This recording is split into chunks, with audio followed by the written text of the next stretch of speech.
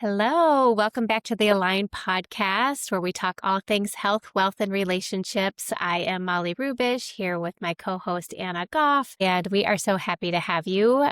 In normal summer fashion, we have taken a little bit of a break with some chaos and summer and end of school. Anna's had a big move, and so we're just really happy to be back and start sharing with you guys again. So, Anna, how have you been? Great. It definitely speaks to what we're going to talk about today.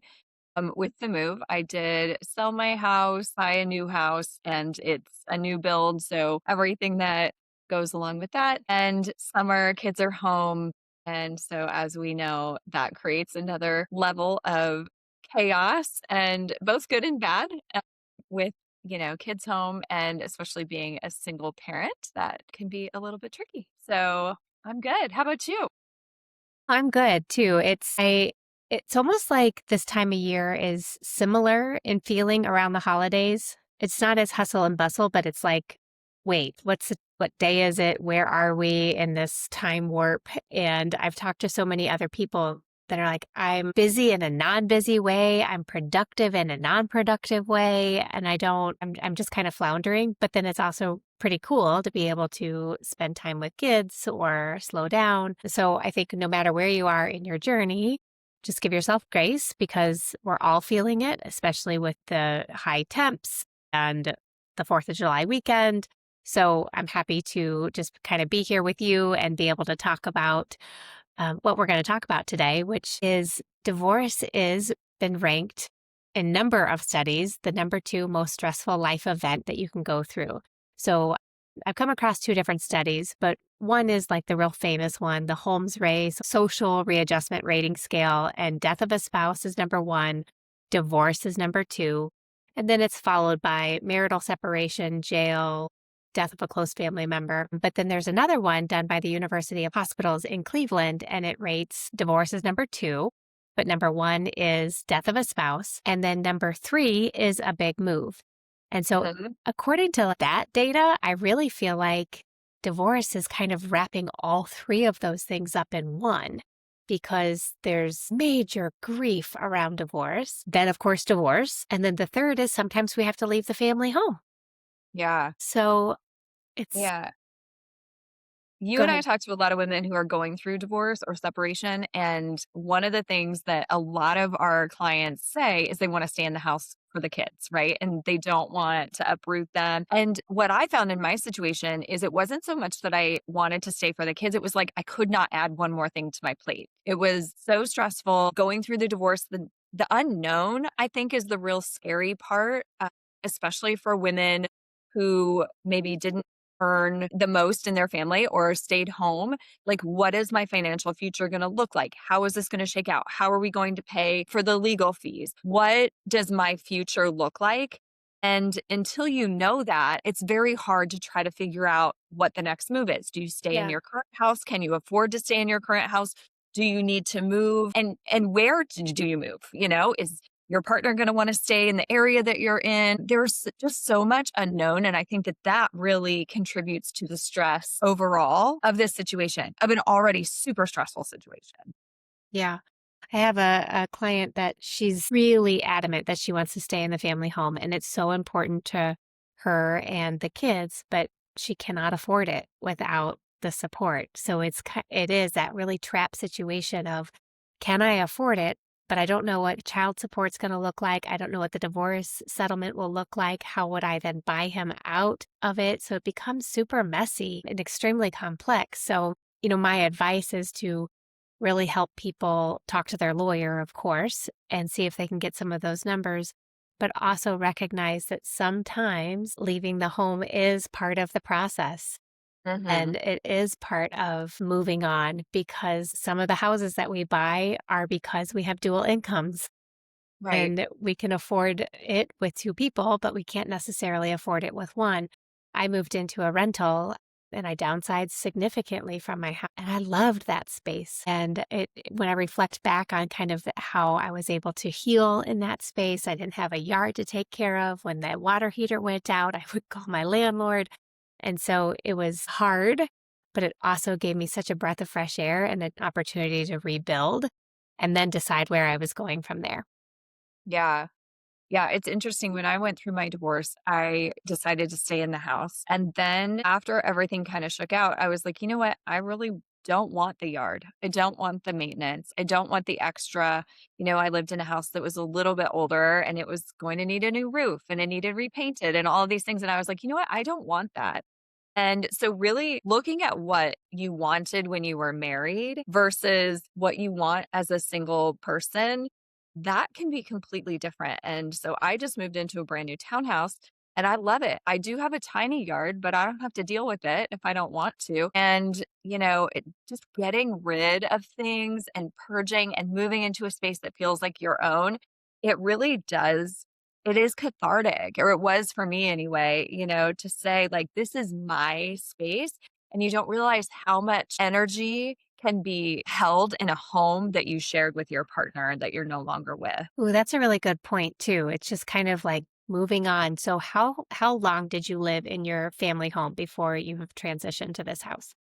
Well, so to be completely fair, my ex and I didn't ever like totally live in the house together. So we had a house in Pennsylvania, we had a house in South Carolina, and he worked in PA. So he would go back and forth, and it was our second home. And so I lived there full time with the kids. He was up in Pennsylvania and then would come down every other weekend. So it was sort of like we were moving farther apart, and that house was never our family home. And what I realized after we separated was like, that was almost the beginning of our separation, and I had begun to separate from our marriage during that time. So, while most of the furniture in the house was new when I moved down to the second house or, moved to South Carolina, bought new furniture.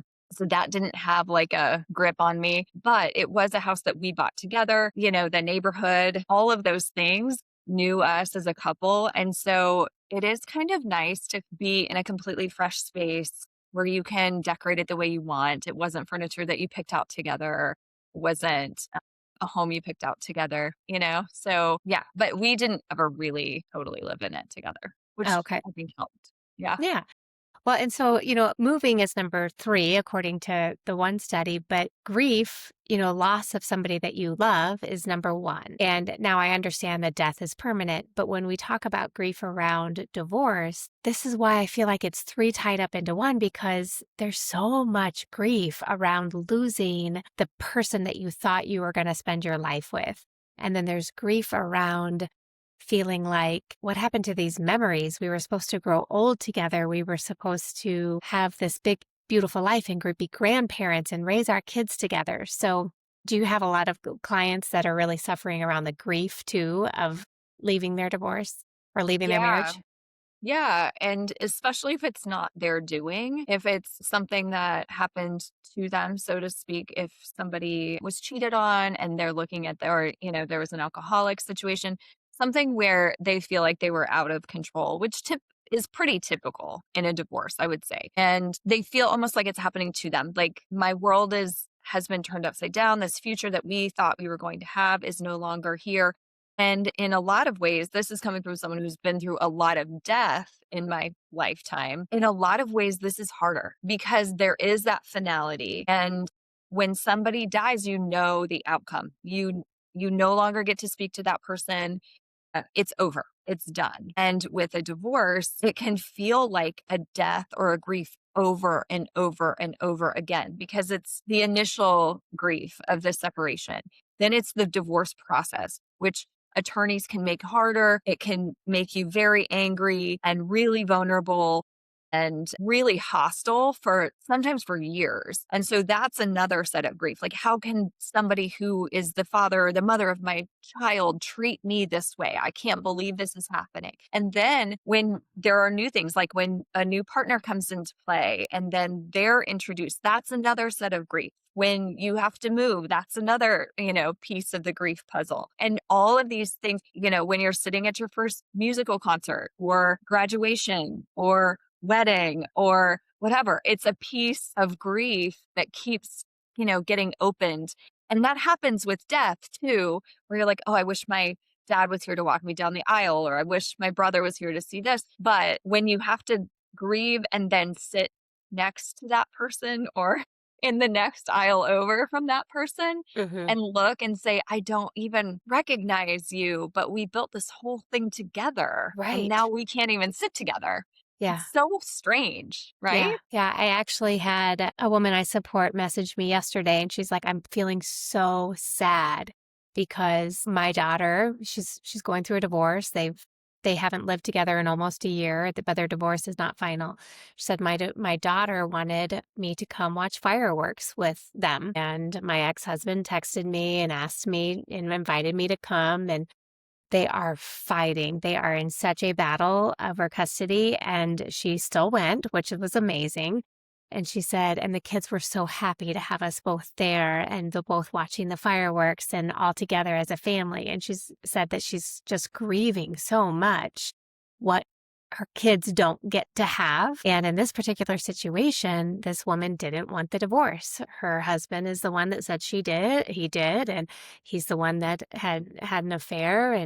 And so she's like, I wish I would have fought harder for my kids. I wish I would have fought harder for the marriage. And the hard thing to say to her is, it wasn't your choice. You can fight and fight and fight all you want, but unless the other person actually wants to be in the marriage, you have to concede. And she's like, so now I have to share like she was a stay-at-home mom. She's like, I have to worry about my finances. I have to move out of the family home. I have to not have my kids 50% of the time. And all because he decided he didn't want to be in this marriage. And so there's a great deal of grief around it, which in my particular situation, I did want the divorce. And so there's still a lot of grief, but I can only imagine the depths of it when it's from somebody that is like, no, I want to say no. And you're not allowed to. You can't. Right. Right. And that's the vulnerable position that we all find ourselves in a relationship, you know, it's you can't force someone to stay and we give up, open our hearts and our lives and everything to another person and that's the risk that you take. And hopefully people aren't jaded for the rest of their lives because of it, but Yeah. it is scary to love again, especially after going through something like that. And so I think I heard that the relationship right after a divorce can be sometimes harder than the divorce, like breakup, if it breaks up. And in a lot of ways, I think it's true because you have so much time to grieve the end of a marriage often, and then you open your heart again and it gets broken again. And I think that's something that a lot of people go through as well. And so I feel like in a marriage or in a relationship, we are really vulnerable and you can be as in love and committed, but it can change. And that's part of what I do in educating women on how to stay financially, um, educated and make sure that they have their own financial backing and fortitude to protect from that. Cause that's a huge part that you and I both see with women going through divorce, that when they are vulnerable like that, it can really add to the stress. Yeah. Especially if the finances were a little rocky to begin with. In the marriage, if they were already strapped financially and then they're adding in a divorce with a second payment and less, even less resources, it does definitely become so much more difficult. And so, exactly what you do is so valuable because even if you're in a healthy marriage, it's important to start kind of protecting yourself and understanding what risks you are because, that book with Belle Burden, I think is Burden. her name, and Strangers, she is a perfect example of how she kind of went with she like bought the houses with the family money and then she ended up not having that stuff protected from her. So you do put yourself at risk. And this kind of turned into, it's not to put you in a fearful situation if you're married, but it also is to say, okay, how am I taking control of my life Right. in all scenarios? Mhm. In my financial well-being, in my physical well-being, in my emotional well-being, and not just surrendering any aspect to anybody, even if you Right. love them. There's Yeah. still you got to have some ownership in this journey.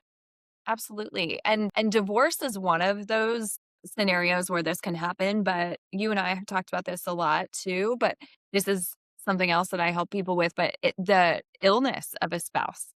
Mm. can also be one of the most stressful things that you can ever go through. And it's also financially devastating. And if you don't have a plan, that can destroy you financially. If you're seeing your spouse deteriorate in front of you, if you aren't aware of the finances, if you don't have a plan in place with your partner before something happens, it can often be more devastating than a death Yeah. for in a lot of ways, financially, emotionally, stressful, being stressful for the entire family who's caring for that partner.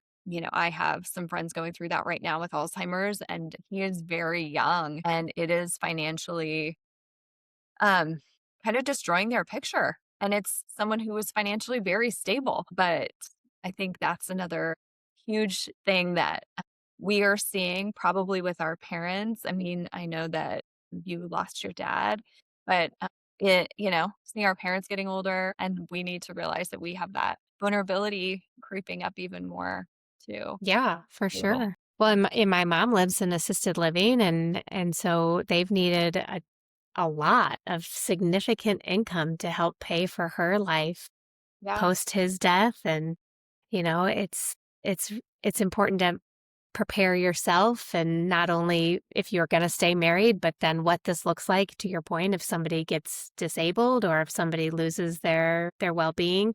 We just had a friend in our community, actually two young men around age 50 that both have recently died. And I wonder if the women are prepared, if they have been set Yeah. up in a way that they can still live their life, because they have many, many, many more years. Yeah. And so it's one of our duties and our responsibilities as a woman and a wife and a mother to protect ourselves, and not Hmm. in a greedy way. I love the men that come into my Instagram comments that are like, Yeah. "You're trying to take everything and his hard-earned money." I'm like, "No, Yeah. She should just be in here feminine. yeah, So, or menopausal." And it's like we are partners in this, and we have decided to build lives together. And so therefore, what can we do to make sure that we protect, if you're going to stay married, like, and somebody's going to become disabled, if you're going to stay married and then you become a widow, if you're going to get divorced, like, how do you set yourself up for financial success and not be so reliant on it one other person's job? yeah. Yeah, I think the biggest thing is to just really be able to take your emotions out of it and say, okay, if we stay married, let's look at all the scenarios and make sure we're protected there. If one of us gets sick, injured, can't work, decides to stay home, any of those things. And what does all of that look like? And how can we make sure that no matter who is living or who is still, if maybe they're not earning anymore, can we live? Can both of us live separately? And can we live together forever based on those things? And then from a potential divorce standpoint, just understanding that is part of the risk of getting married. So you and I are proponents of prenups, if or postnups. If people decide they're going to stay home, I think it's a really good idea to look at your marital contract and decide what that looks like so that everyone's on the same page. Because what I often see is love takes over and it clouds your real true vision and your ability to make decisions that make sense. And then you get a few years down the road, that veil is lifted and reality sets in. And you're like, oh shit, I should have planned better. I should have, thought about this before I got married. And I love that you have the modern marriage blueprint. I walk people through this kind of scenario all the time. And I think it's just really important to put your emotions aside and realize like you need to be able to be an autonomous person without anyone else and live your life, whether you're with your partner or not. And once you have that security, all of these stressors we're talking about become less Mhm. and you can face that. Yeah, you're right. And it is. We have to shout from the rooftops. You need to be an autonomous person. And if you choose to be a stay-at-home parent, that's okay. But what's the plan that you're still an autonomous person? So as Mhm. soon as we start surrendering all of our financial well-being, our decision making, we just shrink and shrink and shrink, then it puts this number two life event of a divorce so much greater, or death of a spouse or Yeah. divorce, Yeah. and you're putting yourself at risk, even if you love your spouse. Let's just pretend, take divorce off the table. You love your spouse. Yeah. and he dies. Now what? Do you know where your finances are? Do you know what your bank account login information is? Do you know if you have life insurance? How do you pay your mortgage next month? Yeah. If it's Yeah. not on Who's auto paying for draft, how do college? you yeah, who's Right. paying for college? Like what's the plan? If it's on auto draft, except your husband is the only name on the account, what's going to happen? Because I promise you that those banks will find out before any of the other money that happens to be there. You know, if you have to go through probate, if you have to do all of that, that takes a long time. And if there's some like great, second cousin, nephew that thought they were going to get some money too, like that can play into it. You know, you've got like a lot of things that can happen. And so it's really important that there is that conversation between spouses where you completely know exactly what's going on with the finances. You know what the passwords are. You know when the bills are due. You know what I have a lot of people, including formerly myself, who I had no idea who our mortgage company was. I didn't pay it. I didn't know.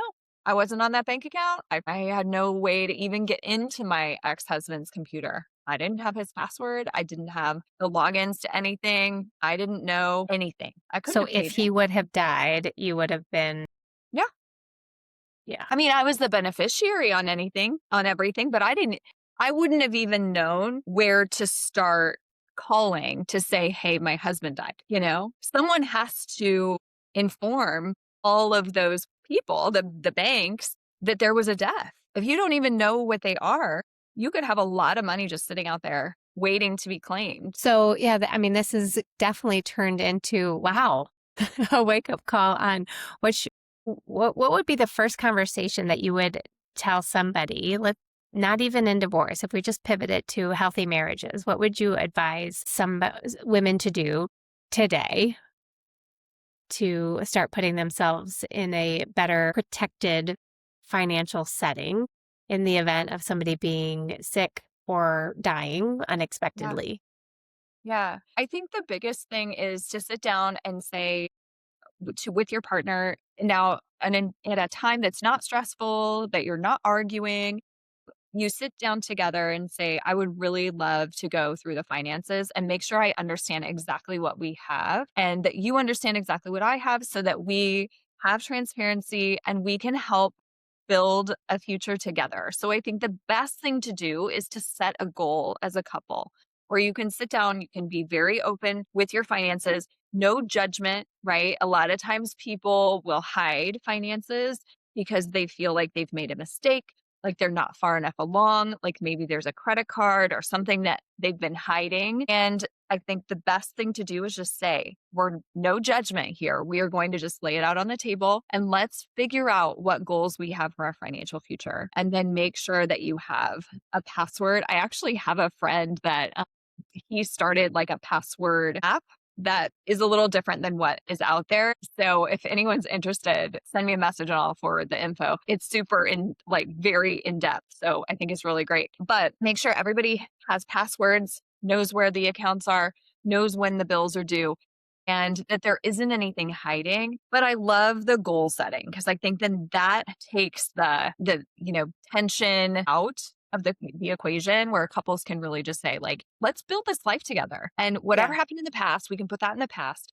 Let's focus on what we have and set a goal. Okay. Yeah, you're right. It's like this is what blows my mind when we scale out and you think this is a scary conversation to have. And you're like, but with your husband, Right. the person that you're married to, that you shared a life with, that you share a bed with, that you have shared intimacy with, Children. children, and yet we can't have a difficult conversation. So that's your first warning sign that things have gone really off. Yeah. We need to Yeah. be able to get back to a way where people are like, I could never say that to my husband. I know. It- the, where did we go wrong in our marriages and our relationships that we can't have these tough conversations with Yeah. our partner? Right. Like with the person that's supposed to love us and protect us more than anything in this whole world? Yeah. Yeah. Well, and the message really is to those who aren't married yet, who are in a relationship and are contemplating marriage or contemplating staying home. Can you have these financial conversations. You talk about where you want to live and maybe hopes and dreams and all of that, but do you really know what the financial picture looks like?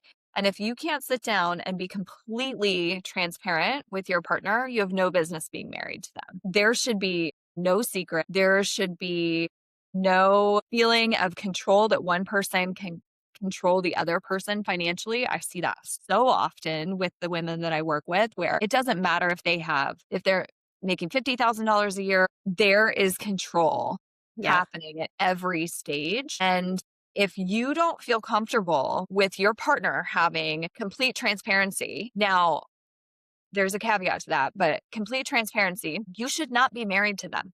If you don't trust them enough to show them what you have in your finances, you should not be married. Bottom line. Now, I will say there are spenders and savers, and sometimes having complete access Yeah. to all of the finances may not be the best thing for your financial picture. If somebody has a spending problem or doesn't do well with a budget, then it's important that you have that money in a safe place where maybe it takes both of you to withdraw money Yeah. or whatever. But that doesn't mean they shouldn't know that the money exists. It's just, there are some people that are like, if you have $1,000 in the bank account, $1,000 is gone, just Yeah. like that. So Yeah, and it's such a big stressor for so many. So if they're a saver or a spender, then there's so much stress around money, like having the conversation around money becomes so stressful because their nervous system can't handle talking about money and they're in such a scarcity mindset and they're so afraid to say I'm overextended. And truthfully, especially in our economy right now, many, many, many families are overextended because no one thing was too much when you're like, "Oh, the car is just that payment. We can afford that. And that mortgage is that. And then property taxes go up and then car insurances go up because there maybe was an accident and now gas is expensive. And then we didn't account for this travel sports and how yeah, expensive those kids' activities are. And we didn't account for maybe some teenage sort of drivers, oh, yeah. I got 3 of them insured, right? so that's a sticky thing, but, Yeah. and you've got all of these things that you didn't necessarily plan for when you bought the house or when you bought that car, and now all of a sudden it is extremely stressful and money is tight for so many families, and then the conversation is stressful because the outcome is, like, the math isn't mathing. You Right. know, they're like, Right. we can't even have this topic because it Yeah. causes so much stress because we can't Yeah. afford our lifestyle. Yeah. And again, that's kind of full circle to when I talk to the women who are like, but I don't know how I could afford to stay in the family home. Then I'm like, I get your love around it, but sell the home. Yeah. The beauty of Yeah. having financial freedom and not overextending yourself and having disposable income and being able to not worry about your bank account. I used to total up in my kid. We were so far in so much debt and so far beyond what we could afford. I would lay in bed and total up like, okay, so that was going to come out and this is going to come out and then that paycheck. And Yeah. I'm like, oh my gosh. And I would do the math again and do the math again, hoping that there would be a different outcome. And I live in a totally different financial situation now. And it's never lost on me when I go to the grocery store and I can buy the big packs of toilet paper, the big packs of paper towels, the detergent. We're out of shampoo. We need body wash. And I'm Mhm. like, and I used to be like, every time, the shampoo would run low, I'd think, oh gosh, like another big grocery trip. Yeah. And that is no way to live. So if you have to live that way just to maintain one home, Yeah. I know it's a personal opinion, but I vote downsize and move into something else and give yourself a breather. Yeah. 100%. And we live in a world, you and I are part of this world where everything is critiqued, everything is fake online. Hmm.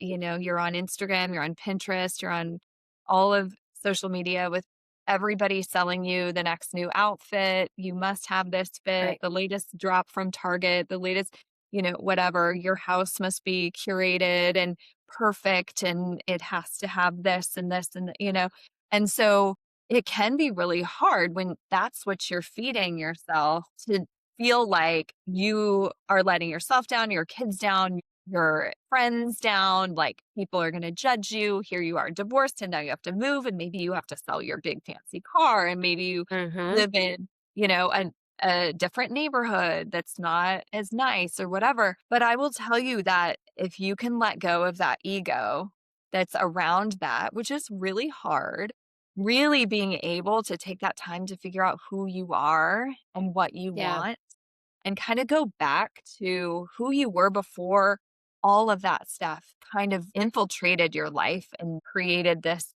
version of you that maybe you didn't really have a ton of input into. You get married and you start to take on different characteristics of your environment. So your partner, then you become a mom and you're kind of in survival mode in a lot of ways. And you become this new person where I'm no longer Anna, I'm Eleanor's mom, right? And then you Mhm. change and change. So I think it's a great opportunity to kind of go back to like, what do I like? What do I Yeah. what do I want to put on my walls? What do I want to Mhm. put in my fridge? What do I Yeah. want to wear? Yeah. Do I wanna You know, paint my room pink? absolutely. Absolutely. Because when you're married for so long, I was married for 18 years. Like I never thought like, what do I like? It was like, oh, what are we going to like? Or what is he Mhm. gonna like? Or.